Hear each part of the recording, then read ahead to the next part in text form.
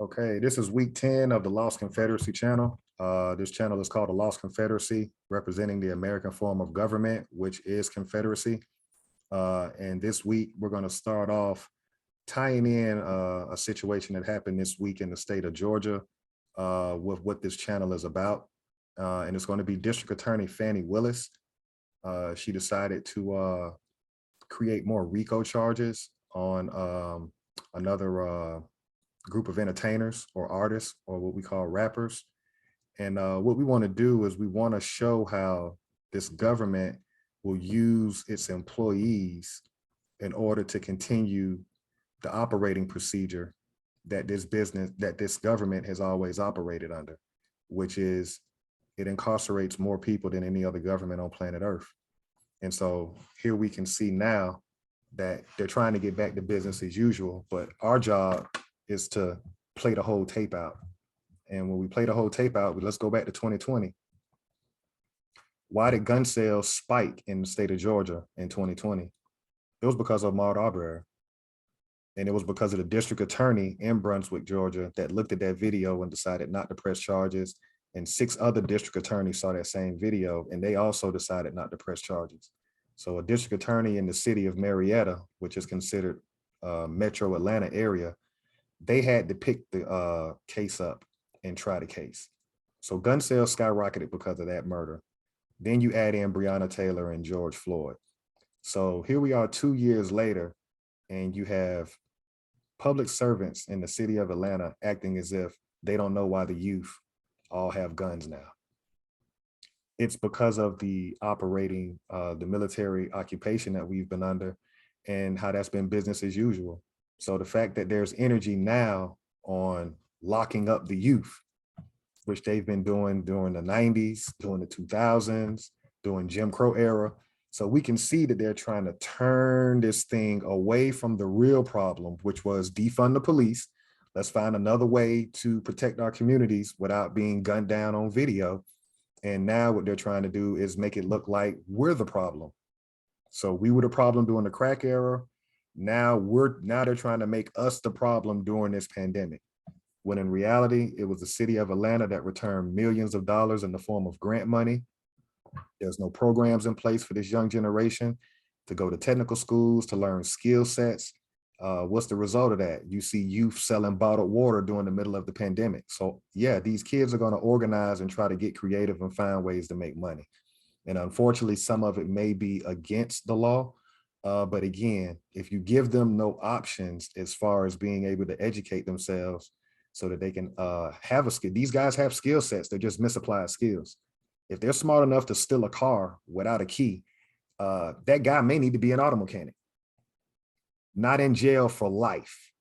And so that's why we want to open up this video talking about the district attorney willing to give life sentences for these youth organizing when the city of Atlanta failed them and the state of Georgia failed them during the pandemic, because there was no programs in place for them to create a way to sustain for themselves. And so they're basically out here doing whatever they can.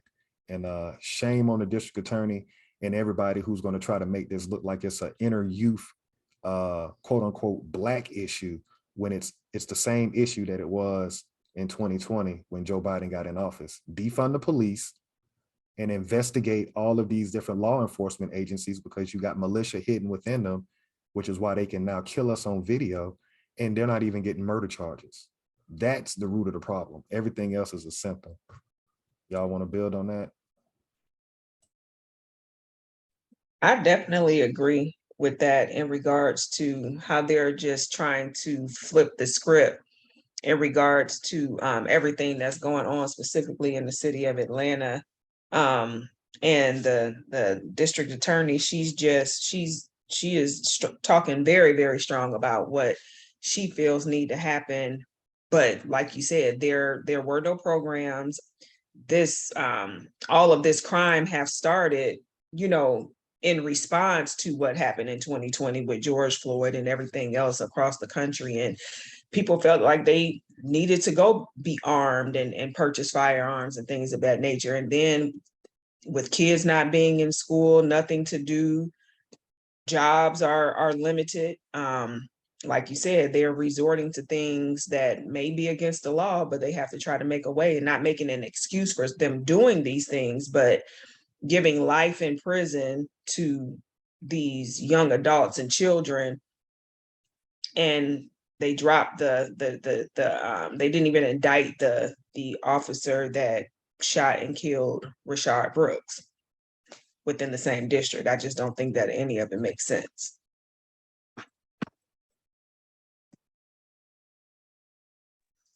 I'll just add, I'm glad we're kind of talking about this today as well. But results of being benign and neglected, Chief Alligator and Chief Firewater just spoke about, our youth being outside selling bottled waters.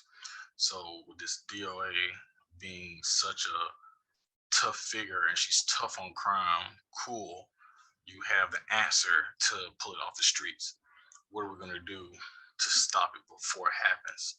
So all this passion coming out about, locking the youth up. Okay, commit the crime, do the time. I got you. How do we keep it from happening? So, we can get on YouTube, we can have the medias go crazy with outlets and putting this video out of this Black woman, standing strong and firm on her case against crime in Atlanta and her city, as she should be. But how do you stop the crime from happening? How do you get the city involved and move away from the mindset of I have to commit crime in order to eat every day or make it day to day? What programs are out there?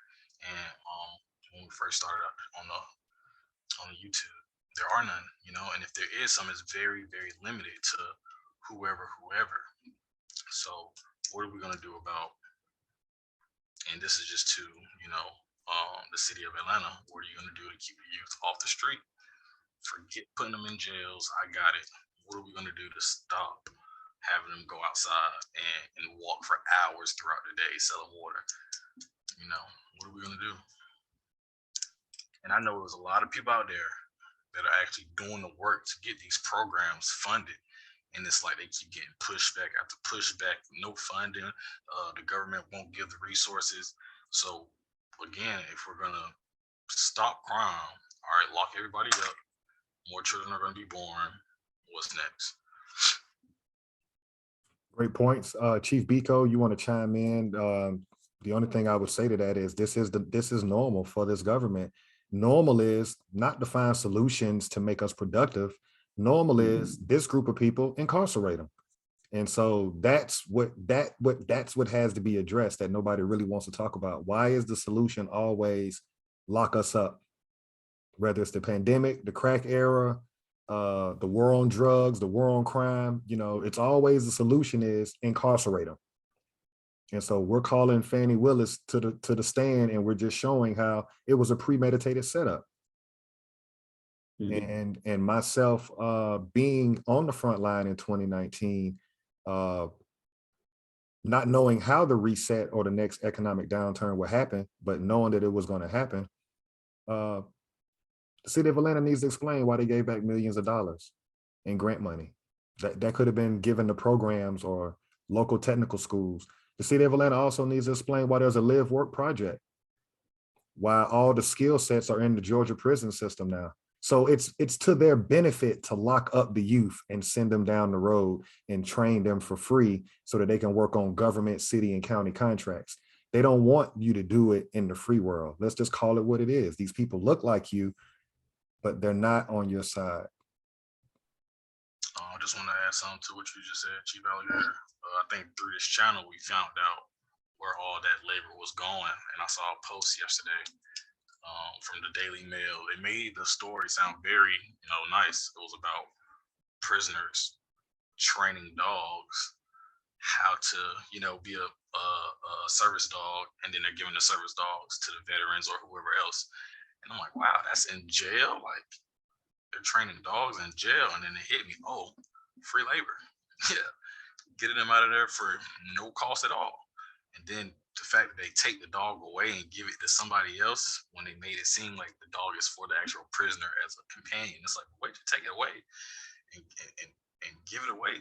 it's not his companion. It's just his job to train it, right? And then, but that's free labor, and then that could easily be a program on the outside. That if it's that easy to do it on the inside, that's easy to do on the outside. Why can't we get funded for programs like that? Youth love animals, so watching the games we play, yeah, tough conditions for our group of people, man. It's like you can get a skill, but you gotta go to jail. But No, that's a great point. It's backwards, like you said. All of this free labor they're able to get at the expense of our group of people. But then yet, when we have the resources or when we have the actual program set in place to get the youth from even being wrapped up in this this slavery system, basically, this free labor, it's like, okay, well, we can't give you those funds. Yes, you can, because you're not even expensing out the cost of labor to even do them. Because like you just stated, we're training your dogs, we're building your, we're creating your license plates, we're creating your cutlery, we're creating so many things in these work camps, these prisons, that you're not even delving out any expenses for that. So you have the resources. We know that because you're sending 30 million to Afghanistan, right. You're sending 30 million to Ukraine, you're sending, you know, all of these funds to these different groups of people. But when it comes to, for example, Mississippi water, you just gonna have to declare a state of emergency. So we could see the continued system again working how it's supposed to be. Basically, just not working for us. But yeah, the excuses, we aren't, you know, buying those anymore, because it's just plain to see that, you know, you're doing this intentionally. So why would we even give you our time or energy to even continue to do this to us? We're not going to do that. Great points, everybody. The symbolic note that they're doing when they put a woman, we're just gonna use the word Black woman for a minute, but there's a symbolic message, because no other woman on planet Earth would say she's gonna lock up her own kids for life. See, they have to get the woman to concede to locking up the youth.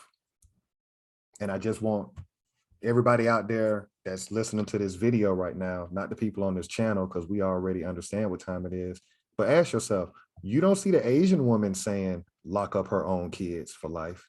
You don't see the European woman saying she's going to lock up her own kids for life. You just saw a January 6th hearing where they can delete text messages, be on video, politicians admitting that they left security surveillance down and the whole nine, but go to jail. That's not an option for their own. So the real question is, we have to look at ourselves. Why does our woman, why is she willing to lock up her own kids? No other group, no other woman on planet Earth does that. But we'll get on stage and we'll roll our necks and we'll talk loud and we will act like she's actually putting her foot down. So why do we do that? Because like Chief Rico said, the game is up. We see the game at this point. You're not going to convince us that funding, locking up another generation is the answer. Y'all been doing this since 1965 with the Black Panthers. So here we go again with another generation. And you're not targeting the managers of the labels. You're only looking at the artists for these RICO charges. Who's paying them? Management. But you're not going to look at that. You only want to look at the artists. So we see your games 365 degrees. With that being said, we'll go straight into what we do on this channel, which is get our minds clear so we can have these kind of conversations and understand exactly what's going on. So we'll get into the 12 steps. Chief Quiet Water.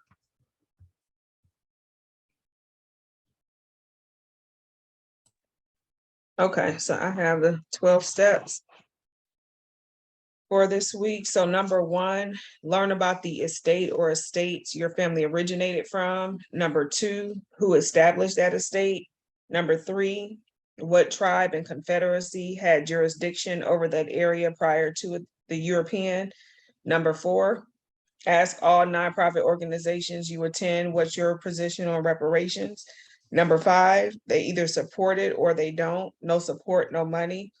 However, if they support it, then children and adults need weekly classes free of charge about steps 1, 2, and 3. In addition, field trips to APOW landmarks in that city, county, and state are needed. Number 6, don't support European holidays for the remainder of the 13-week time frame. Number 7, avoid spending money with any small business that does not hire your people, gas stations, nail salons, subways, corner stores, etc. Number 8, all businesses need operating cash, spend money with American businesses. Number 9, all other groups rely on our energy and operating cash to survive. Set the trends in making other groups follow our lead and support our club, services, products, and entertainment. Number 10, the US government is bankrupt. The Federal Reserve prints money, i.e. quantitative easing. It also burns money, i.e. quantitative tightening. The US dollar hasn't been backed by gold since Richard Nixon in 1971, the Gold Standard Act. The government operates off full faith of its citizens to pay debt and taxes. American prisoners of war no longer have faith in the US government. This is why financial support will be altered, stopped, and redirected. Number 11, teach your kids 1 hour a day about their history on this land. Have them learn about an American inventor. Have them know about our heroes. They should know the European that conquered the estate you live in. They should know the nation of people prior to the European invasion militarily and culturally. And number 12, practicing these steps will educate us on the land we're claiming America and attaches us to the history and laws of the US government. Every estate American prisoner of war live in should have steps 1, 2, and 3 advertised via social media, radio, and newspaper. This in 13 weeks, 1 fiscal quarter, will bring us together for our common cause. Okay, you want to share what step jumped out to you, and everybody else can build on that as well? So I think this week, what stands out to me would be number 9, all other groups rely on our energy and operating cash to survive. Set the trends of making other groups follow our lead and support our club, services, products, and entertainment. It stands out to me simply because, again, we are the ones who people look at, yet we're the ones who get ignored the most. But we have the power to do great things if we just all come together and realize this. So I think number 9 is important because people rely on our energy and us spending money, because we are the biggest consumers. So that's why it sticks out to me this week. Yeah, I'll add on to that. As far as number 9, it sounded like number 9 was the first time I was hearing it today or tonight. But all other groups rely on our energy. I'll stop it right there and just say we really got to understand that part. Just forget how much money we spend, how all other groups really truly rely on our energy.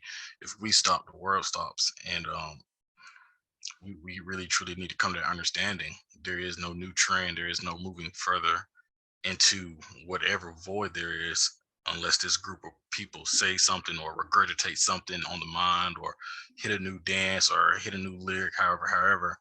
So 9 is huge because all other groups truly rely on our energy. And then as far as the operating cash, setting those trends, we could really have the world doing exactly what we do. And shout out to Kanye West for just standing on principles that he believed in and a company that he built and not allowing anybody else to steal his energy and set the trends, him standing on it. But yeah, our group, we truly need to know, like, other groups follow our lead. And that's why they can put the Black woman in front of us as well and say, lock him up, because that's mama. So if mama say it's cool, then I guess it's cool. You gotta understand we set the trend. There's a whole song out. Migos. Didn't even 1 + 1 is 2.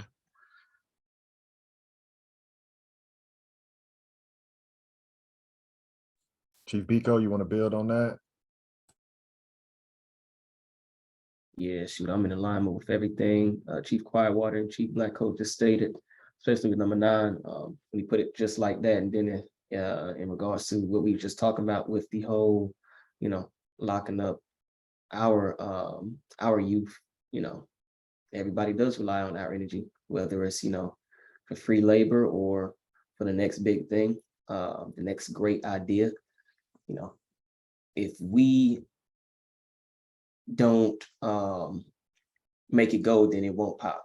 Like, we are the trendsetters, and he gave a great example just by, the whole Kanye situation. Some people may look at him as crazy because he's saying, this is my industry, this is my brand, I won't let anybody take over it. And if you have that employee mindset, that would look crazy to you. But he said, no, I created this, I'm going to own it, I'm going to shape it how I want it to be.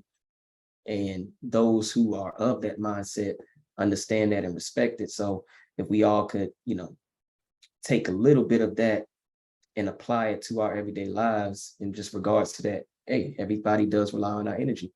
We do set the trends for everything. And if we just actually understood that, then that will help us go a long way, just in regards to making things actually change. Yep, great building. And I'm going to tie that into the inventor for this week. That's the reason why we do the inventor every week, is because we're trying to show the world that we are that group of people. We are the shot callers. It's unfortunate due to miseducation that we think different of ourselves, but that's the main reason why we do these inventors. So I'm going to share this week's inventor. Hold on 1 second. Share my screen. Okay. So let's get over here. Let's move this over here. All right, so today, the American inventor is going to be Mr. Landro Bell. He invented the smokestacks for locomotives. Smokestacks are also known as chimneys. And the federal patent number is 115153. And that invention was patented on May 23rd, 1871. And the object of his invention was to arrest the sparks and cinders which pass out the smokestacks. This was a great annoyance to passengers and a great danger to combustible property contiguous to the line of steam trace. So let's break that down real quick. So here we can see he's got figure 1, he's got figure 2. So figure 1, there's a fan here. You can see the arrows showing the airflow. All right, so this fan is going to blow that smoke up this chimney, which will come out of the train. What he did was he added a little wire cage right here. So those little hot pieces of coal or hot pieces of foreign objects, that it wouldn't fly out the smokestack and then land on somebody that's actually in a car further behind and burn your clothing. So he basically set it up where only smoke would come out, no foreign objects. And then you can see there's a downdraft. You see the arrow also shows the downdraft where it comes through this tube and then it flows out. So as the air is coming up, the air is also being pulled down to remove that heat. So it's only allowing the smoke to go up. He makes a note here that B is the firebox. So right here, I don't know if you can see on there, he's got it labeled firebox of the boiler, which is A. So here's the boiler right here. So this gets very hot. This is where the actual fire is going to be. And then FF are broiler fuse and tubes. So we can see the letter F right here. And we can see the tube right here. And D is the smoke box.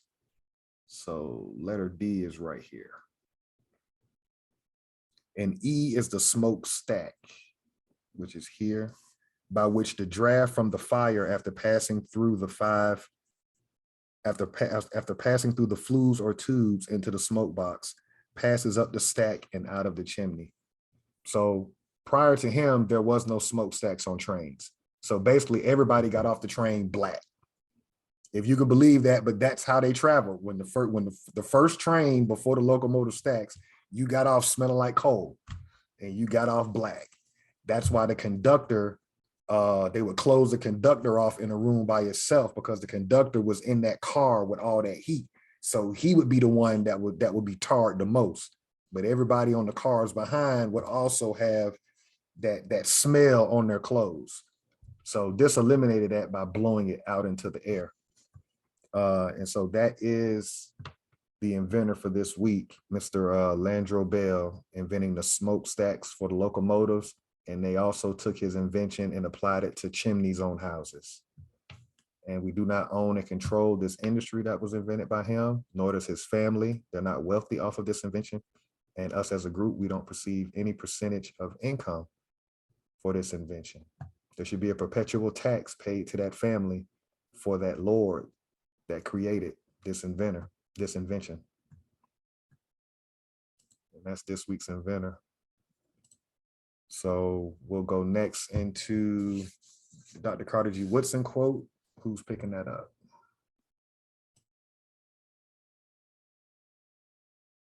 Number 3. Pull it up.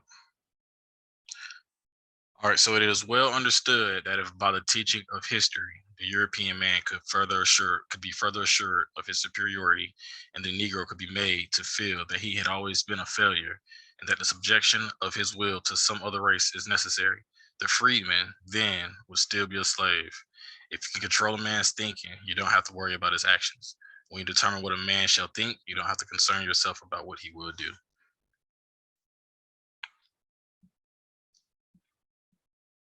Okay, so this week was Dr. Carter G. Woodson, the third quote that's highlighted there. And next we'll do legal definitions and maroon historical points. They're up on the screen. All right, so legal definitions: number 1, American, indigenous to America. Number 2, descendants, one who follows in the bloodline of an ancestor, either lineally or collaterally. Number 3, slavery, a situation in which one person has absolute power over the life, fortune, and liberty of another. Number 4, prisoner of war, a person, usually a soldier, who is captured by or surrenders to the enemy in wartime. Number 5, school, any institution at which instruction is given in a particular discipline. Number 6, education, an enlightening experience. And number 7, recovery, a return to a normal state of health, mind, or strength, the action or process of regaining possession of something stolen or lost. And lastly, the maroon historical points. Number 1 was a person escaping slavery, seeking freedom or breaking the law. Number 2, providing unity and a strong defense came first. Number 3, maroon leaders were first and foremost military figures. Number 4, maroons established guerrilla warfare, planting sharp sticks in thick grass. Number 5, maroons knew their European enemies' language, defenses, and plans. My bad, I was moving too fast.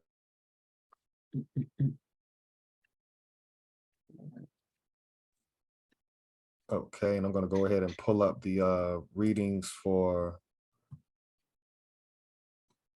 Chief Biko. We do the constitutional readings. Let me get to section 10 real quick. And the reason why we do this, people, is if you don't understand the rules to the game, it's impossible for you to win. I think there's enough people on here complaining on YouTube and in the media about what happens to us on a daily or weekly basis. But at the end of the day, as a problem solver, how do you get out of complaining and how do you win? How do you win in society? And what I realize is the only way you're gonna win is you got to know the rules to the game and you got to play by them. Then once you win, you can come back and then you can talk about what we're not doing because you're winning. Because your people aren't going to believe you unless you got something to show them that you're actually doing. So here in section 10, it talks about no state shall enter into any treaty, alliance, or confederation. So of course, the name of this channel is the Lost Confederacy. So here we can see that the European, when they set up their government, they told the Europeans that we're going to create the other states.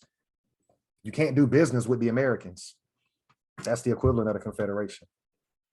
In order for this thing to continue to go on, you cannot do business with confederation. So it's interesting that the Iroquois Confederation taught these people how to set up the United States government, but then they turned around and backstabbed the same people who set them up, right? And said, we're not going to do business with you. So that's how this thing stays propped up, but I'm not doing any business with confederations, which is why they had to make fictitious tribes and put it in Oklahoma to get you into a nation and get you forgetting about the Confederacy.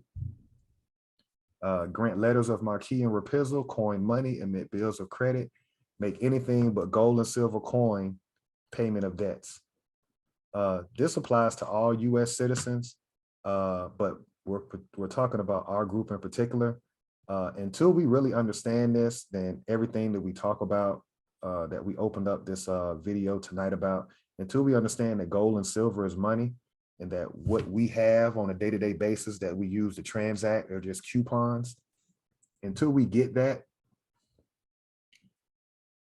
we'll never get reparations.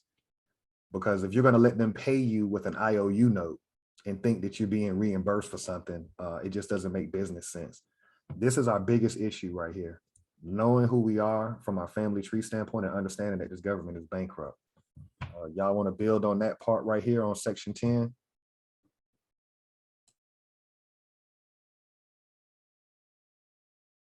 About, or we as a group have spoke on forming our own confederation. According to their, even though we know this document, they don't uphold it. The Constitution is just, there's nothing backing it. But in their Constitution, those states should enter any treaty, alliance, or confederation. Say we did branch off, we walk away from the government, conform our own confederation. Is it possible to do business to business, knowing that there is no business being conducted between the United States government and any confederation? How could business still be conducted if we were to walk away?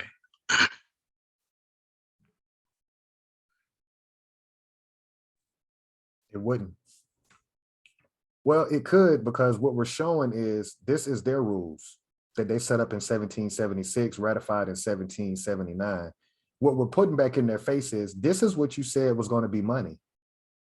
You're not using this. So once you lie about what the money is under your government, everything else is a lie. So if they're not going to adhere to what money is under their government, none of this shit matters. But we have to see that from a business standpoint. We have to see that what they said money is, the only thing that can pay off debt is gold and silver. They have not made an amendment to this section. So when you put that back in their face, you said that this is how this government operates. I've never been paid gold or silver in my life since I've been born. That's where we are. They're both. When you lie about the money, you lie about everything. Everything else rhymes with the fact that what they're saying money is, this entity doesn't even operate by it. Correct. And it just kind of go back to, everything that we quote unquote purchase, or have them, as far as, this system, this government, purchase. What are you purchasing it with? Because it's not gold and silver.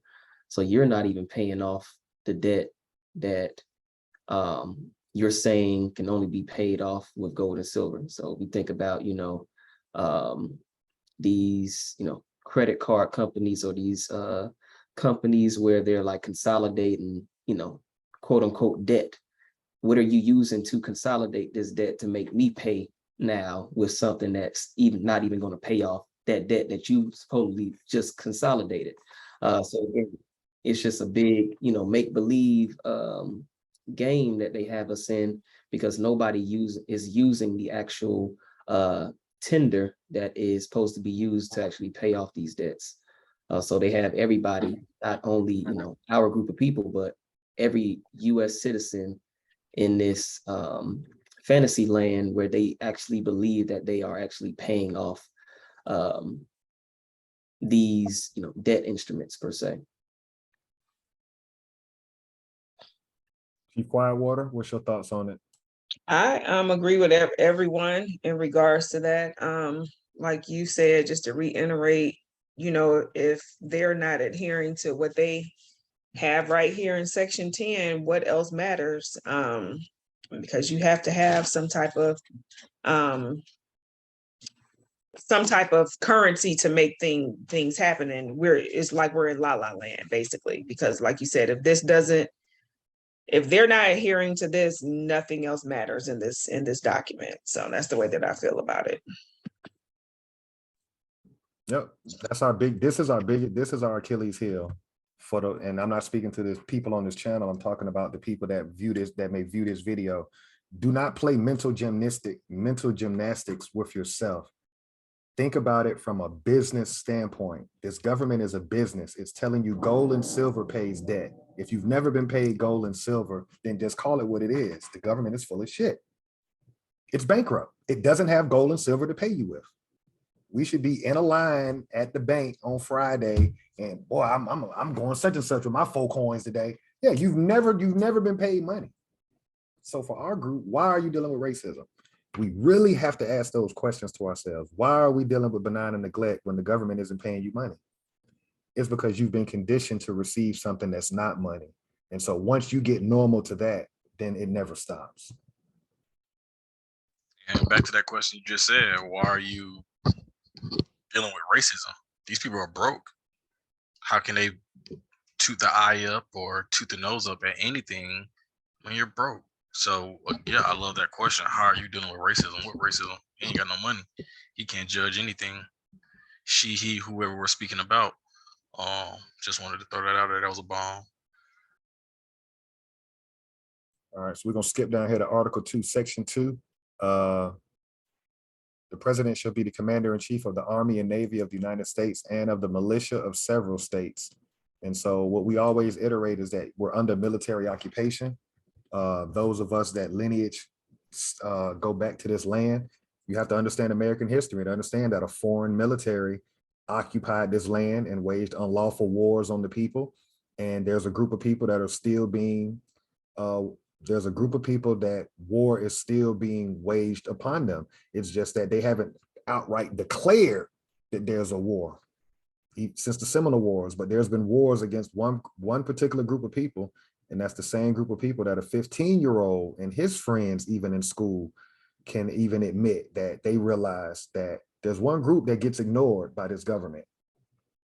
And so we can continue to play games and keep our heads in the sand as if, it's about me or, I'm good, whatever. But look at the people behind you and look at what you're seeing today and understand that teenagers are seeing these murders as well. Yeah, you can stomach it, because you're in your 40s or your 20s or your 30s. But what about the kids that's in school right now? How do they feel when they see somebody get shot 60 times and nobody goes to jail? So I'm glad that was spoke on today. Anybody want to build on Article 2, Section 2 about the militia and the military occupation that we're under, that we don't believe we're under? I'll just add one little piece.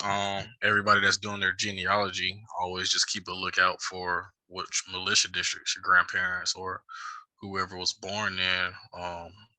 We understand that the European documents everything really well. So just look out for little things like that so you won't be thinking, what is a militia? Just if you do your genealogy and you're onto things like that,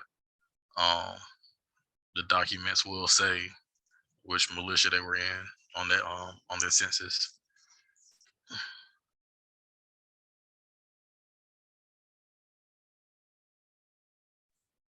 Chief Rico, Chief Quietwater? No, I'm good. I think I'm agreeing with everyone with what you just said, basically, in regards to the militia. Same. And just one note for what Chief Blackcoat was mentioning about militia districts. If your bloodline and your family goes back to what we know as Georgia, remember, Georgia was a military buffer state.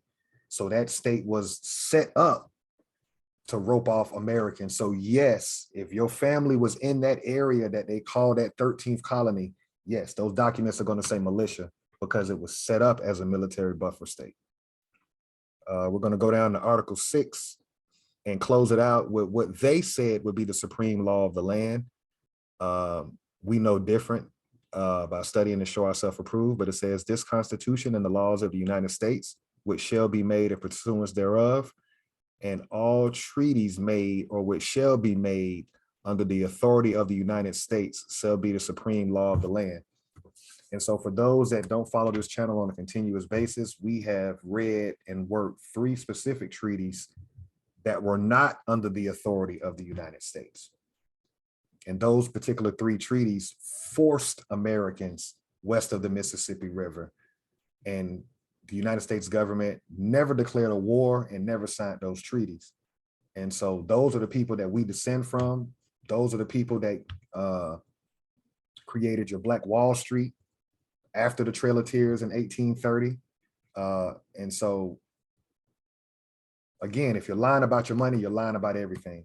So not only do they lie about what money is, they're also lying about the treaty being the supreme law of the land, because we've read treaties that the United States government did not make, but they moved people and destroyed where they lived at, and propped up a whole nother fabricated group of people to be those people in another area.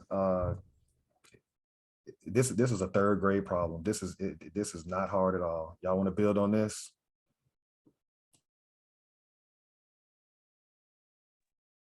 Shoot, I mean, it's plain and simple right there. Like you said, that part, under the authority of the United States really stood out to me today.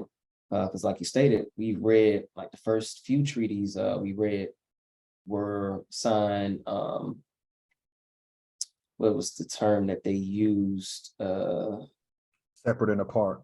Separate and apart from the United States. So they were basically saying that we go and make sure we rope you guys off, whether or not we actually get approval from the United States government for this. So as you stated, those were the treaties that rounded up a lot of our ancestors prior to 1830, the American Removal Act, to even get them going west of the Mississippi. So if those treaties were, again, not under the authority of the United States, then that in itself just means that, okay, all of that land, all of those resources, all of those inventions, all of those, anything that was on that land prior to forceful removal of our ancestors needs to be repaid. And that goes back to that part of, reparations. If we only settling for this fiat paper, we are selling ourselves and our ancestors short drastically. It's one, it's not backed by anything. It's a made up, it's just a coupon. And then secondly, there's so much more that we have to be repaid for in regards to that. So that just kind of stood out to me today. I definitely agree with that. In regards to this, going back to the gold and silver. I mean, as we see, like the treaties were not under the authority of the United States government. So again, it's a bold-faced lie in regards to everything under the fact that gold and silver is not the the tender that we are getting paid, and understanding this as well. So I really just think that this document is just a lot of contradictions and a lot of lies, not even contradictions, just a lot of lies.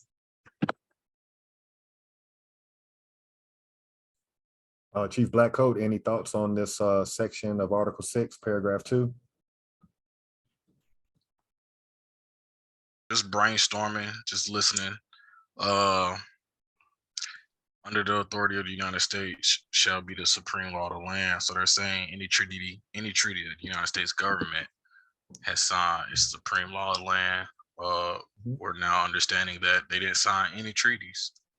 So was this the kind of their scapegoat in not having to actually uphold those treaties? And then it kind of just makes me wonder about what are they even talking about today in these hearings if the United States government never individually signed these treaties, making a deal with those nations. So I'm just sitting here brainstorming, like, yeah. Great question. Simple answer. It's the sleight of hand. The United States government never declared war. Right. And they never thought that you would read the treaties. So once you read the treaties and you find out, wait a minute, the United States government never signed the treaties. They're correct by not signing them. Why? Because they never declared war. But where they fucked up was you should have burned the treaties that you had your rogue military signing. So what we got is we got a management class, which we've talked about this earlier, but for those that are new to the channel, the management class is your government politicians. People run governments. People run businesses. Politicians in Congress run the government. The military is a completely separate operation. What they had going on in the 1800s was the military was signing treaties. That means that everything that they destroyed, all the people that they relocated, You were wrong. You were wrong, because the military can't sign treaties. The United States government, or a government, must sign treaties, not the military. And so what they're doing, and we're getting ready to go right back into this 1866 hearing, what they're doing is trying to have a hearing about 1866 and trying to call them reconstruction treaties. What are you reconstructing? Oh, all the unlawful battles and wars that you've been doing, like this background says, the Seminole Wars. So now you want to reconstruct all the dirt you did, and you want to create a new narrative. Chief Biko or Chief Quietwater, can one of y'all look up the definition of reconstruction so we can share that real quick? Because that's a long way of saying I'm lying. And we have to get that. Reconstruction I can look at that. Reconstruction. just means I'm lying. And y'all can share y'all screen with that definition as we go into that. So to answer your question, Chief Blackcoat, they don't have a way out of it, because you never declared war. You got a rogue military signing treaties, but you're trying to justify that these 5 civilized tribes are in Oklahoma. Well, how did they get there? They got there from unlawful treaties. They don't have a way out. They don't have a way out. You on mute. Oh, you got, yeah. Like you said, Chief Alligator, yeah, you still moved people. You still went along with the plan as if these were lawful treaties, as if they agreed. So you can't escape this. It's just a law, like you said. You start with the law, you end with the law. Yeah, and great point out. The management class, they thought it was a great idea to do the by the books. Let's keep these treaties that we wrote up, and now it's biting them in their ass because you should have burned them. You had a general and people that don't have the authority to sign a treaty, but the treaty still don't matter because Congress never declared war. That's why it's just like, if they did declare war, what was the war about? What was this declarance about? So that means all the killing that's been going on was unlawful. It's just savagery, barbaric shit. Can one of y'all share your screen that has the definition of reconstruction? We're just flowing right now, and good that you're asking questions, Chief Blackcoat, as if you're pro-state, if you will, or pro-government, because you need that. But when you're on the edge of the coin and you're not choosing a side, you're just looking at the record. They don't have a leg to stand on at all. Okay. Here, reconstruction is the act or process of building something, or is the recreation of past events, or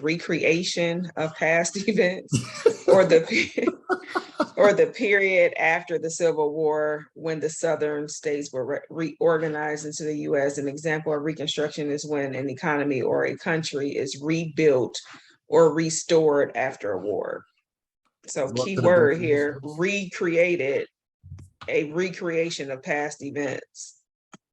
A lie. I wanna The other definition. Kind of like I'm sorry. You got some more definitions up right above you. Look like you got 3 different. Oh, the act or process of reconstructing or being reconstructed. A thing that has been rebuilt after being damaged or destroyed. An impression, model, or reenactment of a past event formed from the available evidence. Do That's one more the one thing. that got me. Mhm. I was gonna ask, do one more thing. Can one of y'all pull up the legal definition of reconstruction? Because this is the long version of I'm lying. Mhm. Because you're recreating something. You shouldn't have to recreate it. Might have been. Did somebody have the book? I don't Just think it's etymology.com. Etymology.com. Okay. And shoot, even while we looking that up, even that last definition that you read, an impression, model, or reenactment of a past event formed from the available evidence. We know they did that scorched earth technique. Oh, So if you're burning up all of the evidence, you can pick and choose which evidence you want to leave to form your narrative, which is, the lie, aka reconstruction. So we just breaking this down for y'all. so here we go here.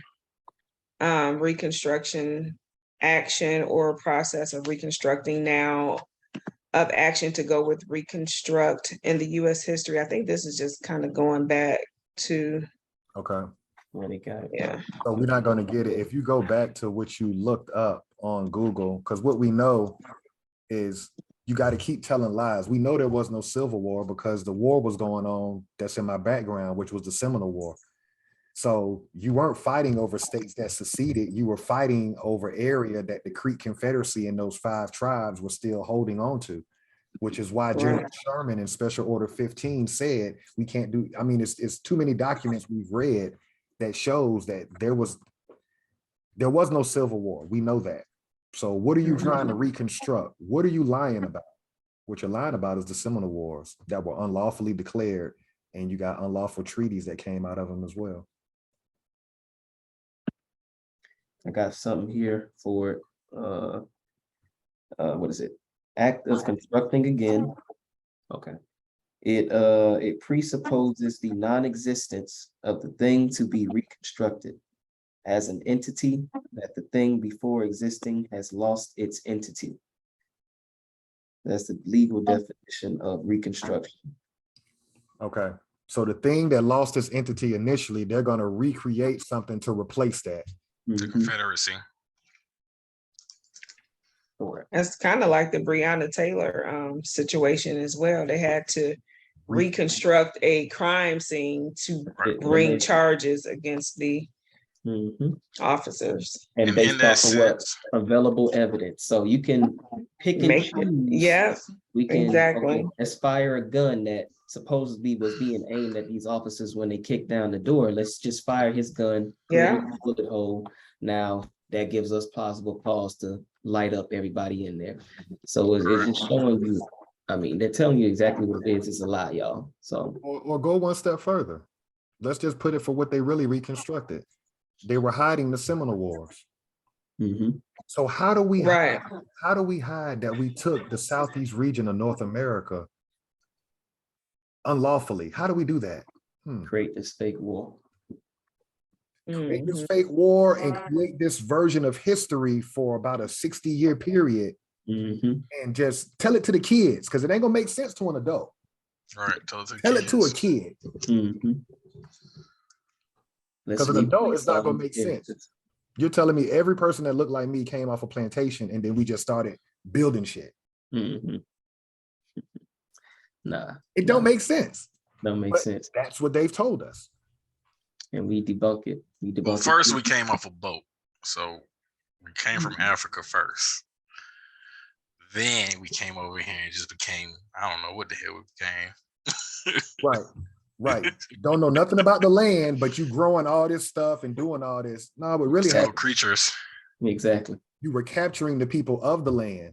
And you were investigating their skill sets based on their tribes that you were roping them off in. Okay, this group of people are good with blacksmithing. It's all in their treaties. Okay, so send them here because they can help build out here. You weren't bringing foreigners on this land to build on this land. They didn't know what could grow out the land. That's common sense. Yeah, that makes no sense.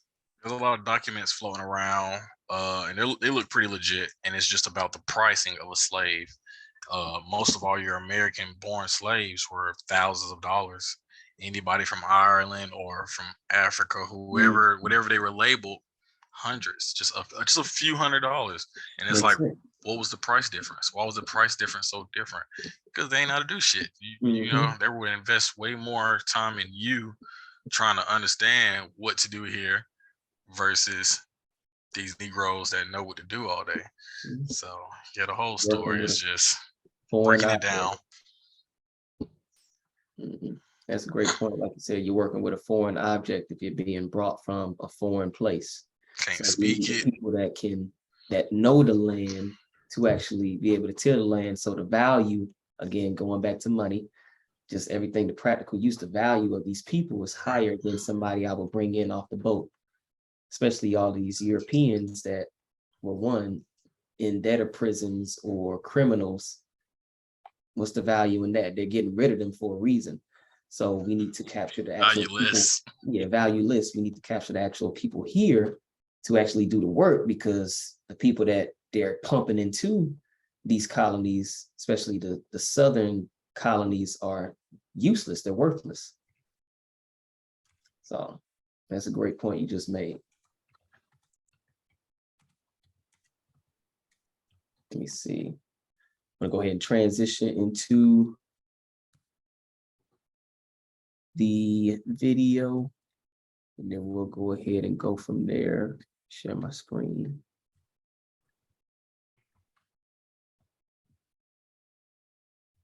On the last week, we left off on, I believe it was the Seminole chiefs. The redhead. Yeah, the redhead there, the Irishman, more than likely. And now we'll go ahead and continue. Mr. Burridge, please proceed with your testimony. Am I pronouncing your name correctly? Burridge. Burridge. Yes, Senator. Thank you and good afternoon, Chairman Schatz, Vice Chairman Mikowski, Senator Langford, and Senator Smith, and all other distinguished members of the committee. My name is Michael Burridge. I am General Counsel for and a member of the Choctaw Nation of Oklahoma. I'm here at the request of and on behalf of the Chief of the Choctaw Nation, the Honorable Gary Batten, who the committee invited to testify on a matter of grave importance to the integrity of the Choctaw Nation. I began representing the Choctaw Nation in 1974 upon graduation from the University of Oklahoma College of Law.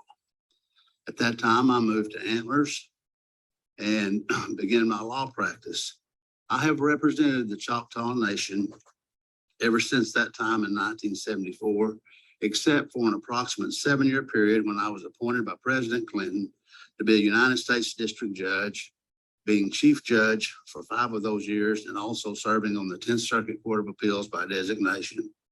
I was told that I am the first Native American to be appointed to the federal bench. I want to make one thing very clear, and please listen. The Freedman issue as it relates to the Choctaw Nation has nothing to do with race. I repeat, has nothing to do with race. Tribal membership is based on blood, not race. Today, the Choctaw Nation tribal members includes African Americans, as well as those from other races. All members of our tribe share one characteristic in common. They are Choctaw by blood, and they are all lineal descendants of Choctaw Indians. The Constitution of the Choctaw Nation was established by a United States District Court order dated May 9th, 1983, in an action entitled Morris versus Watt. With federal approval by the government on June 9th, 1983, I repeat, with federal approval by the federal government on June 9th, 1983, ratified by a vote of the tribal members, certified by the Choctaw Election Commission on July 25th, 1983. This Constitution, approved by the federal government, limits membership to Choctaws by blood and their lineal descendants. Chief Batten and I, as General Counsel, take an oath to uphold and defend this Constitution. Our Constitution has existed and worked well for almost 4 decades. But now another part of the federal government that approved that Constitution wants to unilaterally walk it back without the consent of the Indians affected and without consent of the tribe. Does that sound familiar to you? When it comes to the federal government's treatment of Indians and Indian tribes? In the Choctaw Nation's recent litigation against the federal government over the unallotted lands, United States District Judge Lee R. West, who I served with and was appearing as counsel for the nation at that time, said the federal government has made many agreements with the tribes and did not keep them. He said that was not going to happen in his courtroom, and it did not. It is the federal government, by placing tribal membership in a political arena, that initiated this Freedman issue, not the Choctaw Nation. If there's a problem, the federal government needs to find another solution that does not infringe upon the rights of the Choctaw people or the integrity of our self-governance. In 1978, in Santa Clara Pueblo versus Martinez, the Supreme Court held a tribe, because of its sovereignty and principles of self-determination, has the exclusive authority to determine its membership. Following this, the 10th Circuit Court of Appeals in Ordinance 59 Association versus U.S. Department of Interior Secretary held, I quote, tribes, not the federal government, retain authority to determine tribal membership. This holding should be honored by all branches of the federal government. The lawful interpretation of treaties, case law, and history that relates to Indians is complicated. There are special rules of construction when it comes to treaties with the tribes. We are here today having been drawn into a political process where decisions can have far-reaching legal consequences. I respectfully ask this committee, is a congressional hearing where time is limited and personal and political concerns are on the table the proper place to adjudicate such important matters as tribal membership? Then you add on top of that, legislative threats are made. If the tribe does not make the decision wanted by some politician, critical housing funds for tribal members that need the housing may be withheld. How can this be squared with the United States government's trust duties and obligations to the tribes? How is this anything than undermining the tribal self-determination and tribal autonomy? After surviving the cruelty of the Trail of Tears, the Dawes Act, the near termination of our tribal functions, and nearly 2 centuries of taking at the hand of the United States government, the Choctaw Nation and these other tribes deserve better. This all goes to the core of the constitutional identity of a sovereign tribe that is threatened. Thank you for your attention to this matter.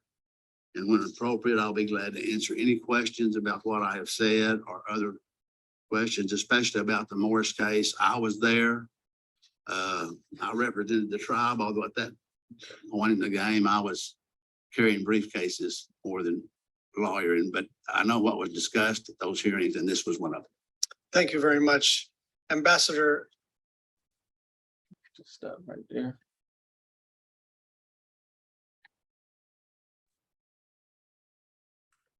Did you want to start us off, Chief Alligator?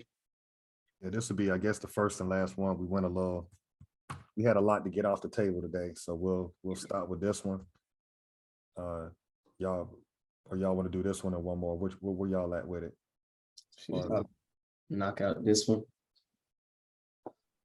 Yeah, I think just this one. Where you at, Chief Blackcoat? Yeah, we can speak on Buddy that just got done talking. Yeah, what's his All right, name? there's a lot of contradictions in here, but we needed to, first of all, he's an attorney. Let's start there. Okay. So he's not the chief, he's the counsel for this Choctaw, this make-believe Choctaw Nation. He contradicts himself. He starts off by saying he's a member of the Choctaw Nation. He also says that membership is by blood. So if membership is by blood, and he came out of his mouth and said he's a member of the Choctaw Nation. How? How? How? I mean, as simple as that. How? Mhm. Who's? Okay. From what you're saying, yeah, you're not a member of the Choctaw Nation. Yeah, only Okay, thing. that's what he said. Yeah, right. Then he's throwing all these rules out here about, Blood. having blood, So here's the deal. Then he says, I put the points in there, but I guess what I'm saying is, once they told a lie about what the money is, and we know they're signing fake treaties, now he has to get up here and lie. After he says he's a member, and then after he says it's by blood only, then he turns around and says he's the first U.S. district judge that's Native American. So understand, Choctaw is a separate nation, because in the world of nation, it's just a make-believe entity. Mhm. It's no different than AT&T. You can't physically talk to AT&T. You can only communicate with a corporation. right. Paper. So this nation called Choctaw and this nation called United States government, he just said he's the first United States district judge. Choctaw Nation. That's right. That's Native American. Mhm. Okay. So you got dual citizenship like a motherfucker then. Because you claiming Choctaw, but you a judge in a whole nother government. Mhm. And you representing a whole nother nation. What you doing? You gotta watch the plays. Yeah, I didn't pick up on that, but yeah, you're right. That makes Mhm. sense. That's crazy. Wow. You representing another nation, a foreign nation like that. Right. Right. It's almost as if they didn't expect anybody with this type of knowledge to watch these hearings. Well, we know they didn't because they didn't promote it. It's at Right. what, 336 views. Yeah. As they're spewing on, it's like bro, what are you talking about? Like Chief Alligator just point out, do all over the place. Biggest thing for me, he's claiming to be Native American. I'm assuming he's claiming to be Choctaw. Well, let me correct myself. Today's Native American isn't the original, what is supposedly the Native American. So when we speak of Choctaw, this isn't that group of people that pushed west that is, you know, sitting in front of us today trying to talk. He looks completely European. So I don't even, you know, I don't know how many people are gonna fall for this okie doke, but that was my first little mental note was this dude is, well, I don't care how much blood he got in him, 90 of it is European. And I don't know what he gonna do to try to hide that. But yeah, he keeps saying you can be a member by blood. Well, to me, well, of course, if you're Choctaw, you're Choctaw. Ain't no other way else to you know, go about that. But Right. yeah, just these people speaking, I can't even take them serious. Honestly, I'm rambling right now. Yeah, it really just doesn't make any sense. I did notice that he also said, I think when he first became Choctaw, that he was carrying a briefcase, probably representing and weaseling his way into the nation.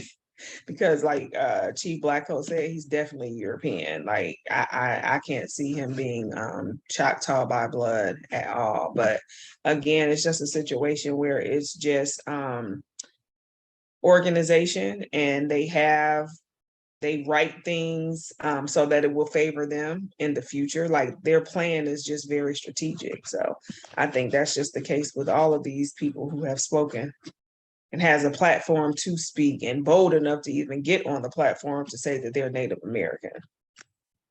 That's what I was gonna say. It don't sound like a plan. My bad, Chief Alligator. Just for the record, Chief Quietwater, can you let the world know what tribe you descend from? Choctaw, and what you say? No, so I just want the world to know you're looking at Chief Quietwater. She's Choctaw. That guy that was on that screen, European. Quietwater. Just wanted to emphasize. Oh, that's all. That's it. And just kind of piggyback off of that, like, y'all, again, there, just go back to what you said, you know, with this entity, you know, Choctaw Nation, just like Atlanta Brave, it's a name. So when he's saying, you know, you gotta have blood to be a member of the Choctaw Nation, whose blood? Because it's clearly not ours. It's not Chief Quietwater's blood. So it must be this made up, again, entity that they're forming. Again, we already know they was adopting Europeans. It was adopting everybody. So this fella here, yeah, he may be Choctaw Nation by blood, but he's not Choctaw American by blood. There's a difference. And we clearly see that from Chief Quietwater and this fella here on the screen. Hair swoop to the side, looks nothing like even what the imagery was when we were kids of them showing Native American. He doesn't even match that. So we're supposed to believe that he's one of the two. He's either this you know, Indian smoking cigars or whatever they like to portray them, you know, early 30s, 40s, 50s, or, you know, he's an actual Choctaw member, Choctaw American, rather, like Chief Quietwater. Come on, guys, it's not that hard to see. This is clearly a European man, just representing or posing as, you know, a Choctaw American. But again, we have to be conscious of the words they're using, Choctaw Nation member. So yeah, it's just, I mean, plain as day, these people are just trying to act like they're us, and they're not really us. Nobody on this screen looks like us or is representing us within these hearings. Can you read his tag, Chief Biko, where it says the Honorable Michael Burridge, and read under that, what's it say? General Counsel, Choctaw Nation, Durant, Oklahoma. He's an attorney. He's counsel. He's speaking on behalf of Choctaw Nation. He's their representation. And he's doing exactly what Dr. Claude Anderson has done. He's also doing what a lot of people who look like us have done. They're not taxed. Mhm. This government, they're classified as Indian, not taxed. But they will turn around and tell all of us that we come from slaves. That's what we showed early on this channel, was that Dr. Claude Anderson knows his Dawes roll number. Yeah, by heart. So he has dual citizenship. He's Cherokee, but he also can join the military and work within the government, but he's going to be classified as Indian, not taxed. And But then he writes books and tells everybody else that Yeah. doesn't know their Dawes roll number or doesn't know their family history, use a slave. Mhm. We have to watch that, because I'm willing to bet 60% of the people who look like us, Mhm. they know their lineage, they don't pay tax to this United States government, and they're members of these 5 nations. And the good thing about that Stand too, on that. Yeah, these niggas know who they from. These niggas know their lineage. They let you play the slave role. Do you really think? Why you say 60% though? I'm going to say 60. When I say 60%, I'm talking about your high income earners. I'm talking about Okay, your sports the players, one your business people. that know how to People play who- the games. Yeah, Yeah. I mean, not Know the even play rules. the game. People who going to read the rules to it. they and know the start rules of the realizing, wait a game. I'm minute, about to say that. but They the know the average rules. everyday person, I'm slave, I'm Negro, but yeah, all your basketball, LeBron James is not black. Mhm. I'll Not say on that, paper. bro. Man, that man know exactly where he come from. Facts. Come on, y'all. He got Facts. too many resources. And I like that, because as you start to see Shaq and Charles and all those other OGs come out, they start speaking about who they are. Mhm. Okay. Yeah, when you got that type of money, you know, you know, because you hit a certain point in life where You know I'm the rules pretty of the game. You Right. got to. And it kind of like it goes back to like, okay, there's a tax benefit if you are claiming a certain, nation, just like there's a tax benefit if you know with Trump and his situation, Trump, being able to bury his wife on a golf course, and now there's a tax exempt because now it's considered a cemetery. Like, the rules of the game once you get to a certain point, because you have to basically at that point, or all of your fiat will go out the window. We'll eat that up. So yeah. So it just kind of even highlights now, okay, so since y'all know, why aren't y'all teaching that to your group of people? Because you're reaping the benefits off of that ignorance too. Because they alienate them. I just want to build on what Chief Biko, you dropping bombs, what you just said, but I guess to try to make it make sense, think about a football player that's at the University of Georgia. Those agents are gonna look at those players that's about to be drafted to that league, and they're gonna alienate them from everybody else. They're gonna say, you're special. You got an opportunity to change your family, not your people, but your family. So here's how this structure works. You're gonna have a sports agent. That agent's job is to brief you on everything legal and everything business-wise when it comes to the sport you're about to play. So these guys are briefed on the business before they ever get on the field or get on the basketball court. They understand that that agent represents them. They understand that they have to move a certain way. Okay, per my contract, I can't be out past 10 o'clock. They get it. Once they get that and they start living within that contract, then it becomes a spiritual thing where you start wanting to know more about how things work. And that's how those guys ultimately end up to finding out about their lineage.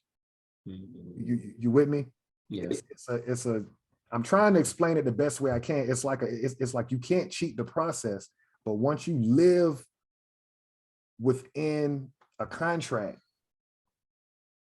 that starts making you ask questions about other operating procedures within the government. And then you start wondering, well, why are these people immune to certain things? How does a nigga, and I'm gonna use that word nigga, how does a nigga get a $300 million contract? You think he don't know who the fuck he is and where he come from? Seriously, y'all. They're not paying the nigga. Yeah, facts. That's big facts right there. Dang, that's all we got to remember. You just said it right there. 300 million? No, we know Not exactly paying who the he is. Yeah. We know who his family, and I'm using Lamar Jackson because that number stuck out because now he's going through his contract negotiations, right? But every time you get that one of us that breaks the barrier in a particular role, you best believe he's not. He's American. He's Yeah, American, and he's a member of one of these tribes. not black, none of that for sure. Right. I can see that. I can see that. But the game is to tell everybody else that looks like you. Don't tell them this, you know, and Or just, that's right, the secret. just don't even talk about it. Yeah. That'll be the secret. Those be those secrets that they keep from us. I had one more thing right down. Hijack. Before we get off of here, we're watching the hijack of. Well, they're going through a reconstruction, so it's like they're trying to hijack their own hijack again. Because again, just continuously lying. So now you're here having another hearing. You're seeing all these different faces. They're pretty much hijacking it again. You see the rest of the world doing their homework, doing their genealogy. People coming out the woodworks. Hey, I'm Choctaw. Hey, I'm Chickasaw. Hey, I'm Cherokee. I'm from the Creek. I'm from the Iroquois. Now, whoa. We're gonna control this narrative. Let's get the Right. Honorable Michael. You know these guys, and let's have this hearing so the rest of the world will be on our side and say, well, they're saying they're the Native American. You blacks can't. So, you know, just again, that makes sense. Yeah. the hijack, you know, watching out for that hijack. Let's get ahead of this before it gets, Right. Yeah. That's Now crazy. we're beefing with somebody completely pretending to be us. Like, bro, we're not even gonna go there until time's ready. So yeah, great bill tonight. I don't know what to say at this point. The world's not buying it. The world's not buying it. January 6th embarrassed this United States government. These hearings that the United States government just had, every other government's leaders watched it, and the gig is up. I've been saying this since January 6th, 2021. I'll say it again. There is no law. If you are a free person and you operate as if you're free, there's no way you can go past January 6th and say there's law. Because if you're going to tell me that one group of people can do whatever they want, and that's okay, but everybody else will get murdered or get life, as the district attorney in Atlanta is talking about, off conspiracy charges, then you're a slave. Slavery is mental. If you're going to believe that one group of people are above the law, and these are people that you quote unquote supposed to vote it for, and they don't get any repercussions for what they did, and right now it's like you got Europeans that are like, yeah, I'm cool with that. I'm cool with living under that type of government. It's the people in our group. We have to understand that we're going to be under the peasant Europeans, because they're not getting killed on video. I haven't seen a white, have y'all, since 2020 with Ahmaud Arbery, have you seen a European get shot by the police on video? I ain't seen it yet. Not at all. Not at all. It won't happen. If it happens, you best believe it's not on Fox 5. So what's the deal? If we've never seen a European get shot down the way we've been shot down, and so what? We're cool with the police now? That's what it seemed like with this, the way the DA talking, the way people are, clapping about that. I mean, Biden got in office because we were supposed to be defunding it. So it's only gotten worse since he's been in office. So again, I'm just saying, well, how did we forget what he got put there for? He was put there to defund it. He's refunded it. Facts.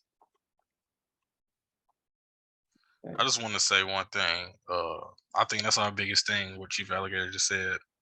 And we laughed at this fact a couple of years ago, but slavery is mental. Slavery is mental. As I get older and I watch other people with a slave mentality, there's shackles on them. There's so much fear. That fear is a shackle. That fear is something that can be equated parallel to slavery. And if you have enough fear in you, yeah, you'll operate as a slave. You'll do by anybody. You'll listen to anybody. Anybody can tell you anything, and you'll believe it. And I hate to say that, but that's how our group operates. Having the need to actually feel like I have to go do this. This has to be, when it's like, no, you don't have to do anything. You can sit down and just twiddle your thumbs, but whatever you believe you have to do, that's what you have to do. And No, slavery is mental. You do not have to put chains on somebody to have their mind. That's true. That's absolutely right. Chief Rico, Chief Quietwater, any closing thoughts on this whole bullshit with these people just disrespecting the real Americans? That's again. I think we hit all the points in regards to it's just BS. I mean, you said it right. It's just looking at him and for those words to come out of his mouth that he has Choctaw blood. I mean, everything else is downhill from there. So I think we had a good class tonight. I had one more thing before we get out, just because I was listening to somebody talk earlier. When these politicians or whatever these people, whoever gets the invitation to go on to Fox 5 or Channel 20 and whoever, and they speak for us as a group, they speak for us. 9 times out of 10, this person speaking for us, you know, he's in the ideology that is in agreement with the European. When these people talk, you can hear it in their dialect that they're not talking for you, bro. Like on this channel, this is how we talk. This is how we talk. Most of everybody else speaks in this type of tongue. So when you hear these, I want to say coons come on TV and speak for us, does that dialect even sound like something, you know? And then what he's actually saying is against you. So I just wanted to put that out. If you got some people representing you and they not sounding like this, you know, we can be intellectual, but we're still being ourselves. We're not coming on and saying hello, you know, acting as a robot. If you can hear, if it sounds like they're not talking about you, they're not talking about you. They just, you know, putting on a show. And I just wanted to say that too as well. Chief Rico? That's the point. That's the point. I think everybody hit on everything. Again, how these people are you know, claiming to be us. And there's no, you know, outrage. Don't hear anybody, you know, talking about this activity outside of, you know, our channel. It's just, you know, shocking to me. But that's why we do, you know, what we do, raise that awareness, set, you know, things straight. Because it's obvious. I mean, it's night and day, literally. We got Chief Quietwater, legit Choctaw, and you have this man saying he's, you know, Choctaw. It ain't adding up, people. It ain't adding up. So yeah, we just gonna continue to you know, dispel this narrative, debunk all this narrative about who we are and who they are, and continue to set things straight. Close us out, Chief Rico. I do want to just drop this one thing. I'm gonna do another fortune prediction. This group is in for a world of hurt by the time 2024 comes around. Chief Blackcoat was talking about people that represent us, that if they don't sound like they're representing us, they're not. I'm going to go back to the Black Caucus. We haven't talked about them for a while. You got a midterm election coming up. What's the agenda? Do you know, as a quote unquote Black person, what the agenda is for this year in the midterms? You don't. That's by design. You're not a part of the financial statement. You're not a part of the cash flow statement. You're not on the balance sheet. I don't know what it's going to take for us to understand that. They're not accounting for you. That's why you get nothing.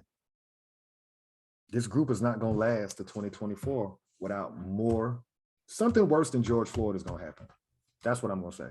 Because you got illegal immigrants coming from Texas to New York. You got Ukrainians coming from Europe. You got Afghanistan's over here, and everybody's being funded, right? The only group that hasn't been funded or protected is us. And you got the president refunding the criminal system.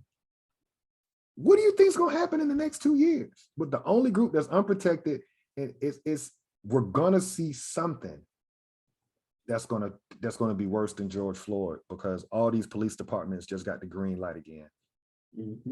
To go, it's back to business as usual. Let's fill these prisons up with these niggas. And we really have to understand that, because they went on pause for 2 years. For 2019 to 2020, they said, all right, we'll entertain defunding the police. We'll entertain it. Now it's we refunding it. And you don't see RICO charges for the Proud Boys or any one of these militia groups. No, who are they sending the RICO charges on to get as many people associated with these people as they possibly can. People who look like us. It's not rocket science. It's not racism. $300 million facility coming to Clayton County. Get your coins right. Get your coins right. We're seeing it. You know, I love what we do because we predict the future, and get your coins right. That's all I can say. Yeah. They definitely hitting up in text messages. Hey, you looking to sell your home for a reason? And man, no, it's just we understand about this inflation and debt and people still not paying their bills and all of these things. And I can't see it any other way. Chief Alligator said it before. Are people gonna be on the streets, dog? I just don't.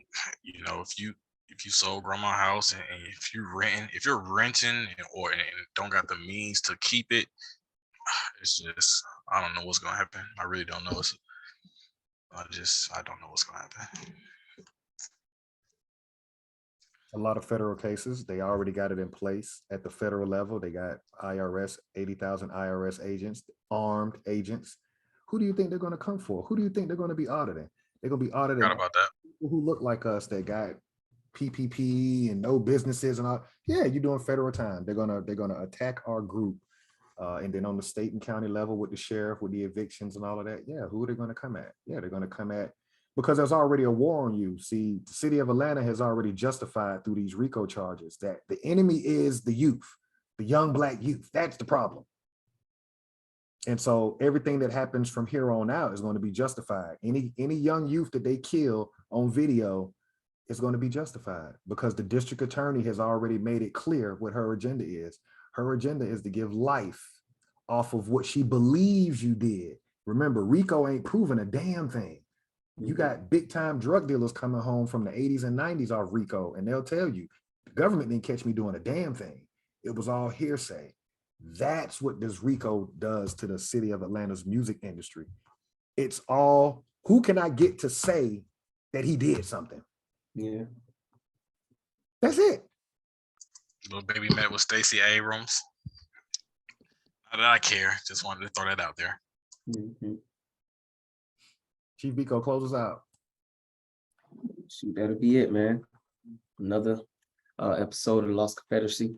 Definitely will continue to listen to these faux chiefs of these, fake nations that try to represent us, and continue to, again, just debunk it, dispel it, and provide actual facts on who we are and who they are. So again, next week, week 11, stay tuned.